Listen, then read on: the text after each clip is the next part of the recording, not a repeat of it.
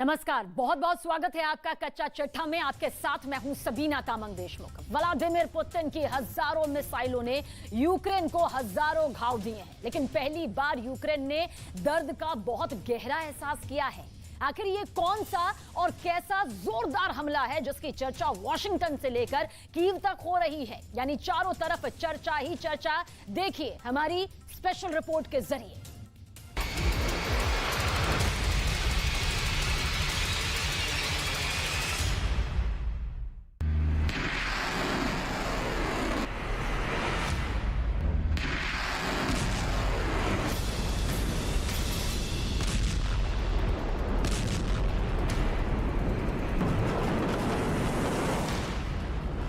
-4 degree Celsius कड़कती हुई ठंड में आसमान चीरकर मिसाइलें गिर रही हैं।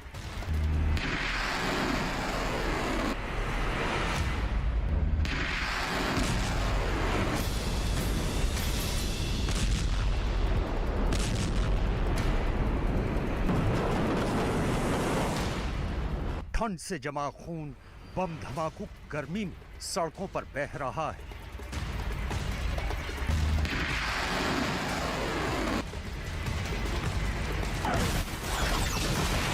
खेरसॉन से लेकर डोनेस्क और बखमुत से लेकर लुहांस्क तक जिंदगी और मौत की जंग छिड़ी हुई है।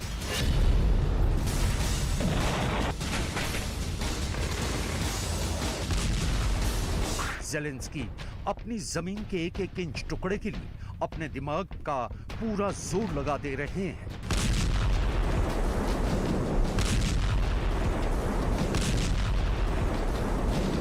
अमेरिका से लेकर यूरोप तक, बाइडेन से लेकर ब्रिटेन के हुक्मरान तक इस खूंखार जंग में पैसा झोंक झोंक कर तंग आ रहे हैं।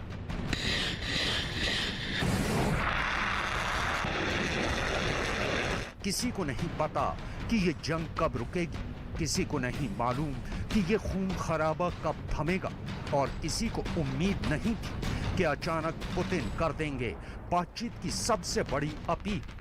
किसी को भनक भी नहीं लगी थी कि बाकायदा एक रिपोर्टर से बात करके पुतिन शांति वार्ता की पहल करेंगे। ये है पुतिन का असली गेम, जिसे देखकर बाइडेन से लेकर ज़ेलेंस्की तक चकरा गए हैं।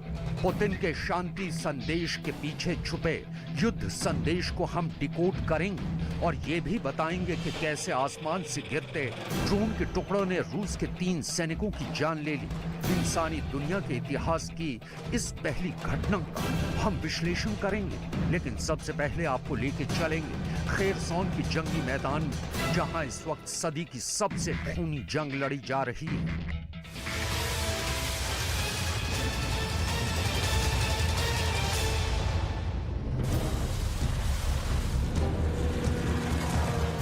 ज़ेलेंस्की ने आरोप ये लगाया है कि खेरसॉन के अंदर पुतिन की आर्मी ने ताबड़तोड़ हमले किए हैं। इन हमलों में 10 लोगों की मौत हो गई है और 58 लोग घायल हुए हैं। यूक्रेन की सरकार पुतिन पर आरोप लगा रही है, लेकिन खेरसॉन में पुतिन के द्वारा नियुक्त किए गए रूसी गवर्नर व्लादिमीर सल्डो ने कहा है कि कीव ने सैनिकों को शहर में गोलीबारी करने का आदेश दिया था। उन्होंने कहा कि रूस के सशस्त्र बलों को दोष देने के लिए ऐसा किया गया था। ये यूक्रेन की तरफ से एक उकसावे की कार्रवाई थी। दरअसल खेरसॉन नीप्रो नदी के 2 इलाकों में बटा हुआ है। यूक्रेन की तरफ वाला इलाका इस वक्त ज़ेलेंस्की के कब्जे में है और क्राइमिया की तरफ वाला इलाका इस वक्त पुतिन के कब्जे में है। 24 फरवरी को जब रूस ने यूक्रेन के खिलाफ युद्ध शुरू किया तो खेरसॉन यूक्रेन का पहला शहर था जो रूस के कब्जे में चला गया, लेकिन 3 नवंबर 2022 को रूस की सेना ने खेरसॉन के यूक्रेन की तरफ वाला इलाका छोड़ने का ऐलान कर दिया और खेरसॉन के प्रशासनिक भवन से अपना रूसी झंडा हटा लिया और सभी सैनिकों को भी शहर छोड़ने और नदी पार करने की सलाह दी। जंग शुरू होने के करीब 8 महीने बाद ज़ेलेंस्की की आर्मी ने खेरसॉन के बड़े इलाके पर कब्जा जमा लिया, लेकिन खेरसॉन का बड़ा इलाका छोड़ने के बाद भी रूस ने यूक्रेन के ठिकानों पर हमले लगातार जारी रखे हुए हैं।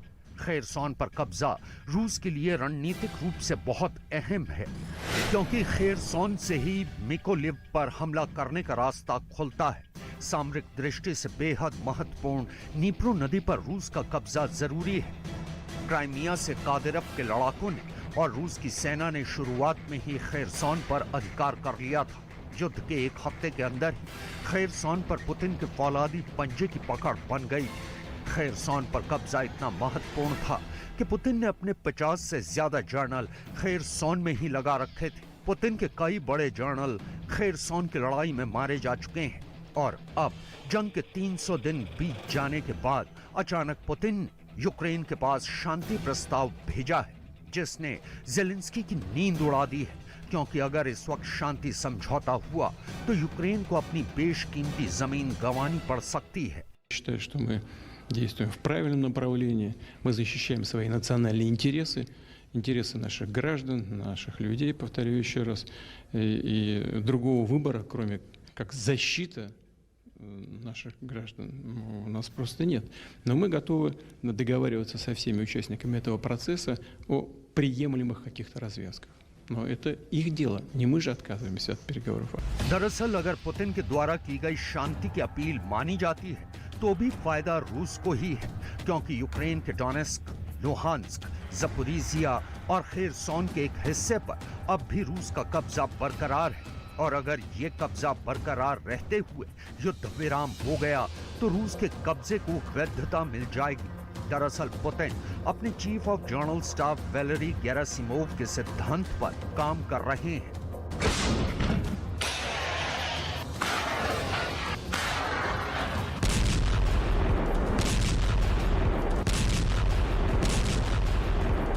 जनरल गेरासिमोव ने दुनिया को जबरदस्त मिलिट्री सिद्धांत दिया है, जिसे युद्ध का गेरासिमोव सिद्धांत कहते हैं। इस सिद्धांत के मुताबिक जमीन पर लड़े जा रहे युद्ध के अलावा भी दुश्मन को राजनीतिक और आर्थिक युद्ध में घेरना बहुत जरूरी होता है।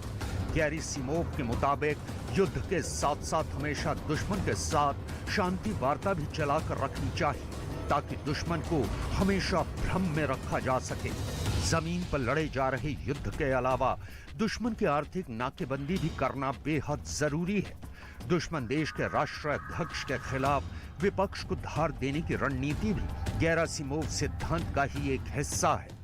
कई डिफेंस एक्सपर्ट का यह दावा है कि इस वक्त यूक्रेन पर रूस ने जिस तरह का युद्ध थोपा है वो पूरी तरह से गेरासिमोव सिद्धांत से मेल भी खाता है। अगर आप नोट करें तो क्रिसमस के मौके पर ही पुतिन ने जेलेंस्की को शांति का प्रस्ताव दिया है और क्रिसमस के मौके पर ही रूस ने यूक्रेन के 50 से ज्यादा इलाकों पर हमले भी करवाए हैं। लेकिन जेलेंस्की को भी बदला लेना आता है और दुश्मन के घर में घुसकर हमला करना आता है।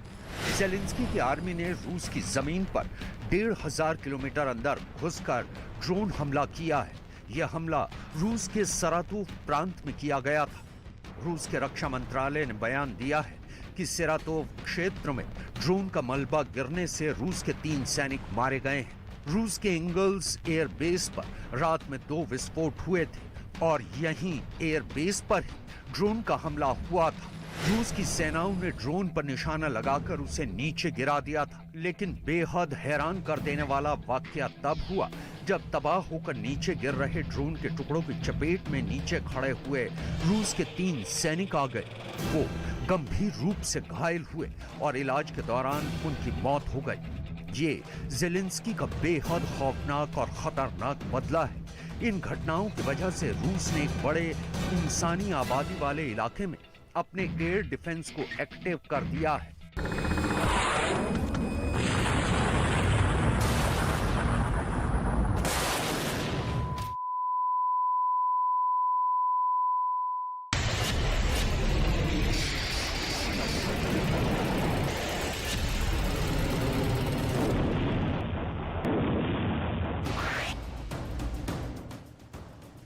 रूस ने बताया है कि उसके सैनिक यूक्रेन के द्वारा मिसाइल और हवाई हमलों से बचाव के लिए नए एंटी एयरक्राफ्ट मिसाइल सिस्टम पर 24 घंटे अलर्ट रहकर काम कर रहे हैं। रूस अपने S-300 सिस्टम के तहत लंबी दूरी की सतह से हवा में मार करने वाली मिसाइल प्रणालियों को चाक चौबंद कर रहा है। उधर जेलेंस्की ने भी अपने जवानों को सावधान किया है और रूस को चेतावनी दी है। Залишилось кілька днів цього року. Ми маємо бути свідомими, що наш ворог спробує зробити цей час для нас темним і складним. Росія програла цього року все, але намагається компенсувати свої програші зловтіхою своїх пропагандистів після ракетних ударів по нашій країні, по нашій енергетиці. Я знаю, що темрява не заважатиме нам проводити окупантів до нових їхніх поразок, але ми маємо бути готовими до будь-яких сценаріїв. Будь ласка, цими днями дослухайтесь до повітряних тривог. Ще раз, будь ласка, пошукайте і запам'ятайте, де знаходиться найближчий пункт незламності. उधर रूस ने भले ही यूक्रेन के कई प्रांतों को खाली कर दिया है, लेकिन खाली करने से पहले रूस की आर्मी ने यूक्रेन के 1 लाख वर्ग किलोमीटर के इलाके में बारूद बिछा दिया है। जेलेंस्की की आर्मी ने करीब 463 किलोमीटर की बारूदी सुरंग हटा दी है। यूक्रेन का कुल क्षेत्रफल 6 लाख वर्ग किलोमीटर है, यानी यूक्रेन के 6वें हिस्से में अब सिर्फ बारूद ही बारूद है। इस बारूद की सफाई में ही यूक्रेन की काफी ताकत खर्च हो रही है। हालात कुछ ऐसे बन चुके हैं, बिजली घरों की मरम्मत करने के लिए बिजली घरों तक पहुंचने से पहले बारूदी सुरंगों को साफ करना पड़ रहा है। इतनी बड़ी मात्रा में फैली बारूद की चटाई को हटाना किसी भी सेना के लिए आसान नहीं है। रूस के स्पेशल ऑपरेशन के हेड सरगई सुरोविकिन ने यूक्रेन में अपने सैनिकों को वापस बुलाया है, लेकिन वापसी के बाद भी यूक्रेन के लोगों के लिए ये सर्दियां काल बनकर टूट रही हैं। ठंड से बचने के लिए ही पुतिन की आर्मी ने बेहद चालाकी से खुद को समेट लिया है। दुनिया की एक बेहद शक्तिशाली फौज भी अपने सैनिकों को ठंड से नहीं मरवा सकती है। इस भयानक ठंड में भी जब यूक्रेन जम गया है, लगातार चल रहे हमलों ने पूरी दुनिया को चौंका दिया है।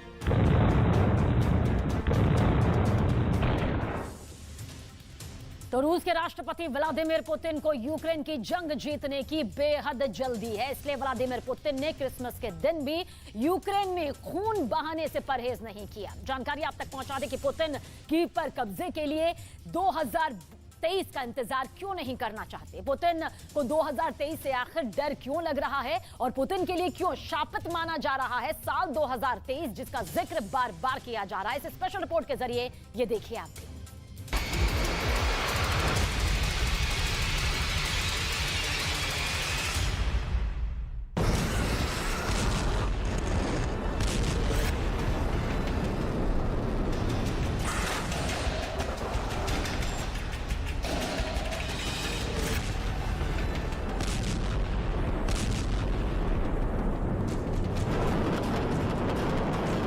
साल 2022 खत्म होने को आया, लेकिन यूक्रेन पर पुतिन का यलगार जारी है। यूक्रेन और रूस के लिए साल 2022 वो साल है जो दोनों देश सदियों तक नहीं भूलेंगे।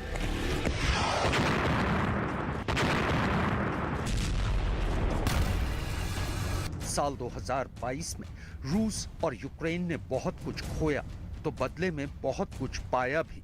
यूक्रेन ने अपने देश की शांति खोई, खुशहाली खोई, अपने लोग खोए, लेकिन बदले में पाया दुनिया की सुपर पावर कंट्री अमेरिका का साथ, नेटो की हमदर्दी और बेशुमार विदेशी हथियारों की ताकत।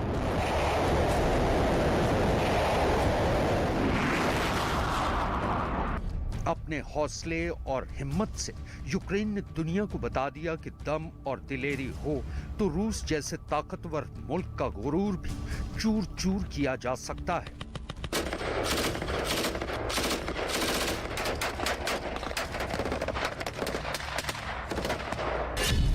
संयुक्त राष्ट्र मानवाधिकार एजेंसी के मुताबिक यूक्रेन पर रूसी हमलों में अब तक 6,800 से ज्यादा आम नागरिकों ने अपनी जान गंवाई है, जबकि 10,769 लोग घायल हुए हैं। वहीं 2022 में रूस पर एक हमलावर देश का दाग लगा। पुतिन पर बेगुनाहों के कत्ल का इल्जाम लगा। रूस ने यूक्रेन फतह करने के लिए पानी की तरह पैसा बहाया और उसी तरह बहाया अपने हजारों सैनिकों का खून, जिनकी कुर्बानी की कीमत पर रूस ने हथियाई यूक्रेन के 4 राज्यों की जमीन।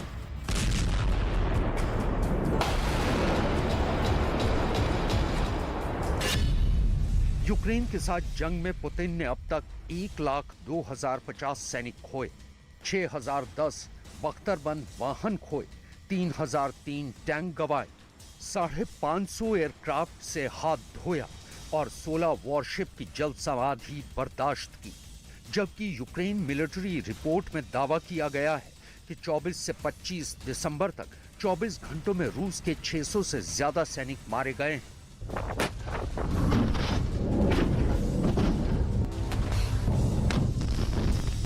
जंग में इतना कुछ खोने की कीमत पर अगर पुतिन कीव तक पहुंचने में नाकाम रहे तो अगले साल पुतिन अपनी सबसे कीमती चीज खो सकते हैं। अमेरिका में रूसी मामलों की एक्सपर्ट ओल्गा लॉटमैन को यह कहने में कोई गुरेज नहीं कि अगर 2023 में पुतिन की सत्ता का तख्ता पलट हो जाए तो उन्हें हैरानी नहीं होगी। उन्होंने कहा कि अगर 2023 में पुतिन की सरकार गिर जाती है तो मुझे आश्चर्य नहीं होगा। पुतिन शासन का तख्ता पलट आम जनता के आंदोलन से नहीं बल्कि सत्ता में बैठे उनके उत्तराधिकारियों की साजिश की वजह से हो सकता है।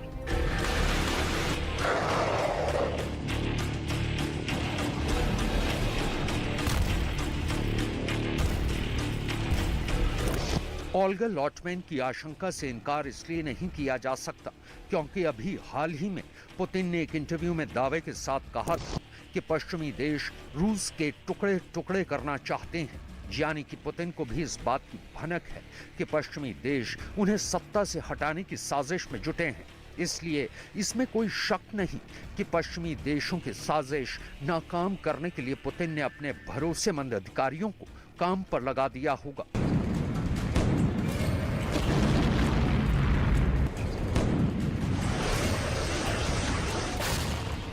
पुतिन को अच्छी तरह समझने वाली ओल्गा मानती हैं कि कभी हार न मानने वाले पुतिन पश्चिमी देशों पर पलटवार की कोशिश जरूर करेंगे।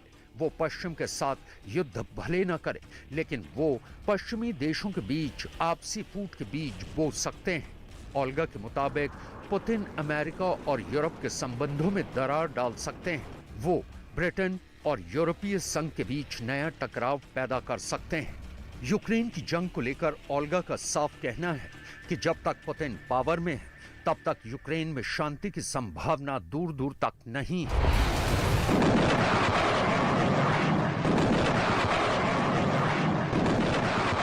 एक आंकड़े के मुताबिक यूक्रेन पर रूसी हमले के बाद से रशियन पूंजीपतियों का पलायन जारी है। 21 सितंबर को रूस में मोबिलाइजेशन डिक्लेयर होने के बाद से अब तक 3 लाख से ज्यादा रूसी पूंजीपतियों ने दूसरे देशों में जाकर बसेरा कर लिया है। अमेरिकी एक्सपर्ट ओल्गा का कहना है कि रूस में पुतिन के खिलाफ जाने का दमखम न आम जनता के पास है न पूंजीपतियों के पास, क्योंकि पुतिन के जासूस उनके खिलाफ हो रही आंतरिक साजिशों को सूंघने में माहिर हैं। ऐसे में रूस की सत्ता से जुड़े लोगों के अलावा पुतिन सरकार के तख्ता पलट के बारे में कोई दूसरा सोच नहीं सकता। यूक्रेन में छिड़ी जंग को जीतना पुतिन के लिए सबसे बड़ा मकसद बन चुका है, जिसे पूरा करने के लिए पुतिन किसी भी हद तक जा सकते हैं।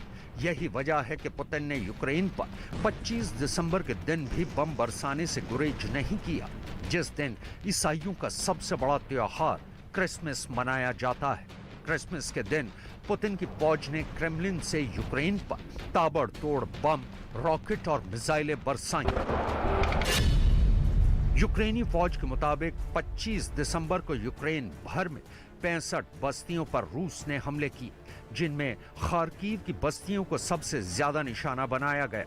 24 दिसंबर को रूस ने खेरसोन में जबरदस्त हमला बोला था। यहां सिटी सेंटर पर किए मिसाइल हमले में 16 लोगों की मौत हो गई और 64 लोग घायल हुए थे। यूक्रेन के रक्षा मंत्रालय ने इस हमले के बाद एक ब्लड डोनेशन सेंटर की तस्वीर ट्वीट करते हुए लिखा, रूसी आतंकवादी हमले में घायल हुए अपने साथियों की मदद के लिए शहर के लोग यहां जमा हुए हैं। यूक्रेन को रूस के ऐसे ही हमलों से बचाने के लिए America patriot air defence system supply करने जा रहा है।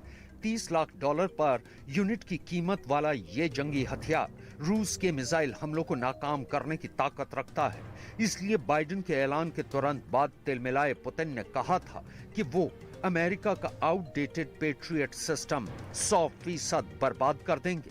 यूक्रेन को इसी हफ्ते पेट्रियट की सप्लाई शुरू हो जाएगी।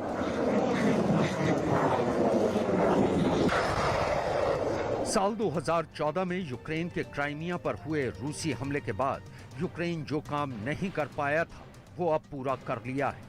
रूस और यूक्रेन वासी आमतौर पर 7 जनवरी को क्रिसमस मनाते हैं, लेकिन इस साल यूक्रेन ने सदियों से चली आ रही इस परंपरा को तोड़ दिया है।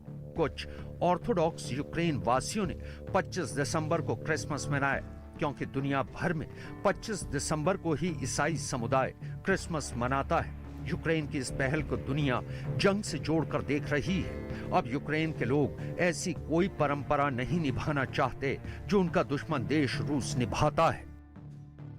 यूक्रेन में ऑर्थोडॉक्सी पर मजबूत पकड़ रखने वाले रूसी ऑर्थोडॉक्स चर्च और कुछ दूसरे पूर्वी ऑर्थोडॉक्स चर्च अभी भी प्राचीन जूलियन कैलेंडर का इस्तेमाल करते हैं। इस कैलेंडर में क्रिसमस ग्रेगोरियन कैलेंडर के 13 दिन बाद या 7 जनवरी को आता है। बोबरित्सिया में पिछले हफ्ते किए गए एक सर्वे में 204 लोगों में से 200 ने क्रिसमस मनाने के लिए नई तारीख के रूप में 25 दिसंबर का दिन चुना, जिसके बाद यूक्रेन में ऑर्थोडॉक्स चर्च का नेतृत्व इस बात से सहमत हुआ कि लोगों को 25 दिसंबर को क्रिसमस मनाने की अनुमति दी जाए। Тому що ми проводили збори громади, де було питання поставлено напряму, чи підтримує громада святкування 25-го, як альтернативну можливість, додаткову. І більшість людей проголосували, підтримали цю ідею, тому ми відзначаємо Різдво саме тому, що це є прагнення більшості наших громадян, жителів цього села. यूक्रेनी नागरिकों को रूसी मानने वाले पुतिन की सोच को ये बड़ा झटका है, क्योंकि हाल ही में पुतिन ने एक टीवी इंटरव्यू में कहा था कि सभी यूक्रेनियन वास्तव में रूसी हैं, इसलिए वो यूक्रेन पर हमला कर रूसी लोगों को एकजुट करने की कोशिश कर रहे हैं। पुतिन ने जंग छेड़ने के सवाल पर कहा था, मैं सही दिशा में हमारे राष्ट्रीय हितों, हमारे नागरिकों के हितों और हमारे लोगों के हितों की रक्षा कर रहा हूं। पुतिन को मिले कुदरत के झटके के मुकाबले यूक्रेन के नागरिकों का ये झटका तो कुछ भी नहीं है। रूस में माचो मैन की इमेज वाले पुतिन का शरीर भीतर से खोखला और कमजोर होता जा रहा है। उन्हें कैंसर की वो जानलेवा बीमारी है जो उनकी सांसों को लगातार कम कर रही है। एक रूसी राजनीतिक विश्लेषक ने दावा किया है कि कैंसर से पीड़ित व्लादिमीर पुतिन को विदेशी डॉक्टरों ने दवाइयों के दम पर जिंदा रखा है, लेकिन पुतिन के लिए वक्त मुट्ठी से रेत की तरह फिसलता जा रहा है। दुनिया भर में अफवाहें हैं कि 70 साल के पुतिन गंभीर रूप से बीमार हैं, लेकिन उनकी सेहत हाईटेक ट्रीटमेंट के दम पर संभाली जा रही है। ये दावा करने वाले वालेरी सोलोवी मॉस्को के जाने माने इंस्टीट्यूट ऑफ इंटरनेशनल रिलेशंस के एक पूर्व प्रोफेसर हैं। ये इंस्टीट्यूट जासूसों और राजनयिकों के लिए एक ट्रेनिंग स्कूल है, इसलिए सोलोवी को लंबे वक्त से पुतिन की सेहत के बारे में जानकारी है। सोलोवी के मुताबिक पुतिन को शुरू में पेट के कैंसर का सामना करना पड़ा था, जो अब फैल चुका है और अब और ज्यादा खतरनाक हो चुका है। पुतिन जो दवाएं ले रहे हैं, पार्किंसंस के शुरुआती लक्षण दिखने लगे हैं। सोलोवी कहते हैं, दवाओं के साइड इफेक्ट से पुतिन के हाथ की त्वचा बैंगनी रंग की होने लगी है और उनके चेहरे पर भी हल्की सूजन आ गई है। इन्हीं दावों से रूस में ये चर्चा तेज है कि अब पुतिन कुछ ही महीनों के मेहमान हैं। मेडिकल एक्सपर्ट्स मानते हैं कि पुतिन को जिस बीमारी का दावा किया जा रहा है, उस बीमारी के साथ वो ज्यादा दिनों तक एक्टिव लाइफ नहीं जी सकते। उन्हें बहुत जल्द आराम की जरूरत पड़ेगी। बीमारी का असर उनके शरीर पर भी दिखने लगेगा।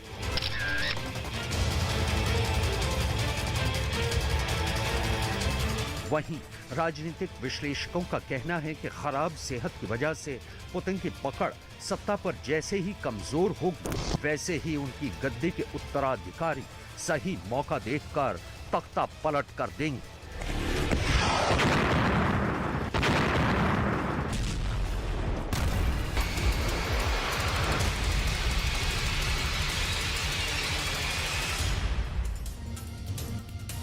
24 फरवरी 2022 यानी वो तारीख जब रूस ने यूक्रेन पर हमले की शुरुआत की थी। साल 2022 खत्म होने को आया है, लेकिन रूस और यूक्रेन के बीच जारी महाजंग की रफ्तार थमने का नाम नहीं ले रही। इस बीच व्लादिमीर पुतिन के नए वॉर प्लान के डिकोड होने के बाद डिफेंस एक्सपर्ट्स का कहना है कि नए साल यानी साल 2023 में भी यूक्रेन की तस्वीर बदलने वाली नहीं, बल्कि नए साल में पुतिन जंग को और भी तेज कर देंगे। आप ये रिपोर्ट जरूर देखेंगे और देखेंगे तो आप समझेंगे कि आखिर यूक्रेन जंग को लेकर पुतिन का ये पूरा नया प्लान क्या कुछ कहता है।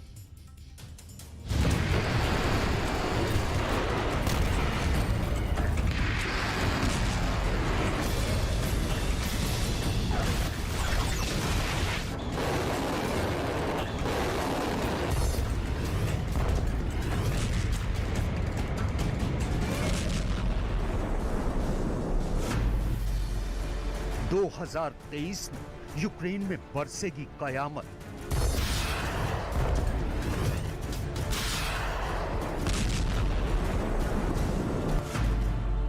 रूस ने तैनात किए नए लॉन्ग रेंज मिसाइल सिस्टम।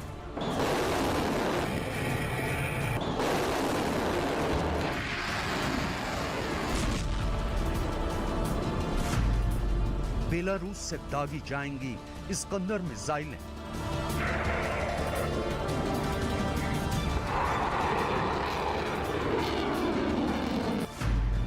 दो 2023 पुतिन की नई युद्ध नीति।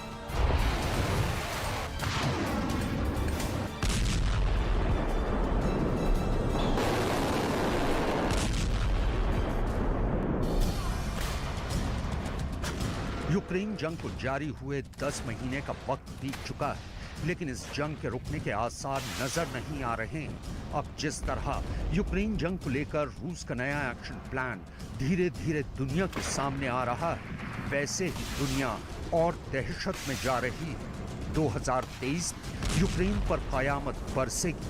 2023 यूक्रेन पर कहर टूटेगा। 2023 में यूक्रेन में तबाही की नई इबारत लिखी जाएगी।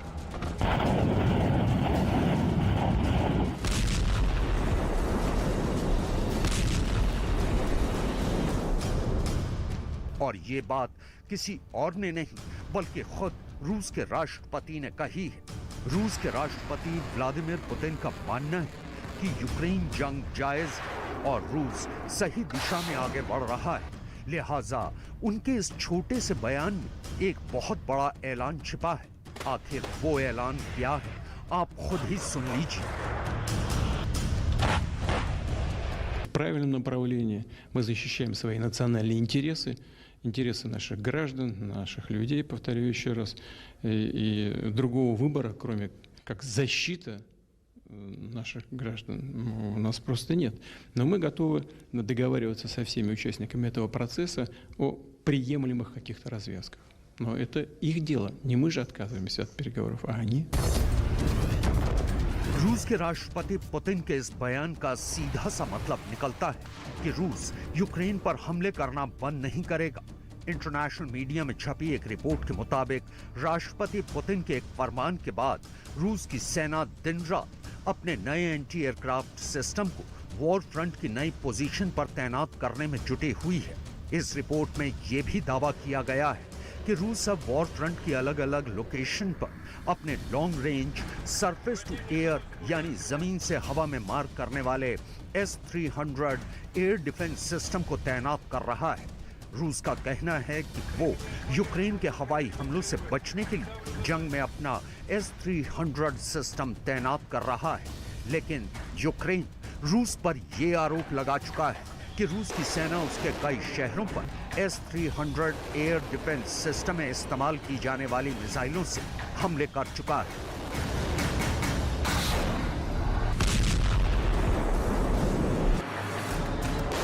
रूस के S-300 की गिनती दुनिया के आधुनिक और घातक एयर डिफेंस सिस्टम में होती है और इसे लंबी दूरी के टारगेट को तबाह करने के लिए बनाया गया है। इस मिसाइल डिफेंस सिस्टम के 3 बेस वर्जन हैं।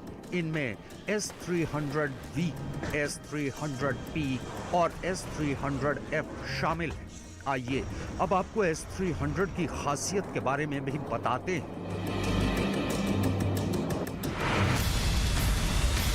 S-300 air defence system ballistic मिसाइलों को हवा में ढेर कर सकता है। इतना ही नहीं, हवा में उड़ रहे लड़ाकू विमानों को ये पलक झपकते तबाह करने की ताकत रखता है। इसका रेडार सिस्टम इतना आधुनिक है कि वो एक समय में कई टारगेट को ट्रैक कर सकता है। यही नहीं, इसके जरिए दुश्मन पर एक साथ कई मिसाइलें भी दागी जा सकती हैं। S-300 BM सिस्टम S-300 का ही अपग्रेडेड वर्जन है। इसमें 6 मिसाइलें एक साथ दागी जा सकती हैं। इसकी रेंज 200 से लेकर 400 किलोमीटर तक है। ये 24 एयरक्राफ्ट या 16 बैलिस्टिक मिसाइलों के हमलों को रोकने में सक्षम है। इसकी मिसाइल 7 से 9 मैक की रफ्तार से उड़ सकती है। S-300 BM में पहले के मुकाबले नया और बेहतर सर्विलांस रेडार भी लगा है।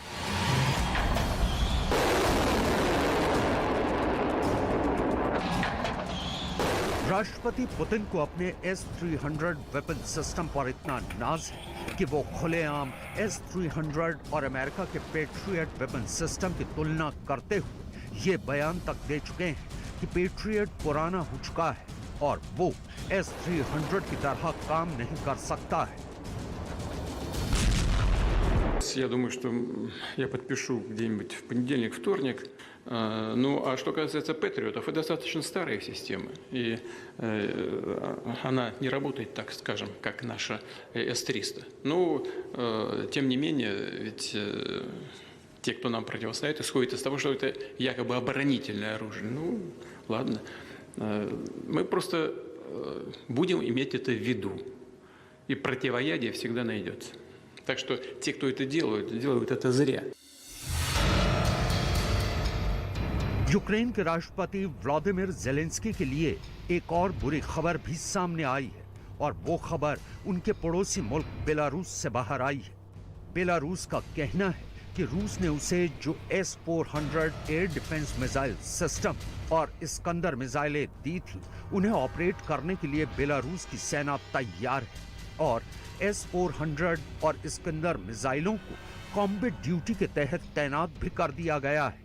बेलारूस के इस बयान का भी सीधा सा मतलब है कि अब बेलारूस भी यूक्रेन जंग में कूद सकता है। आपको ये बता दें कि S-400 air defence system S-300 का अपग्रेडेड वर्जन है। S-400 सतह से हवा में मार करने वाला दुनिया का सबसे सक्षम मिसाइल सिस्टम माना जाता है।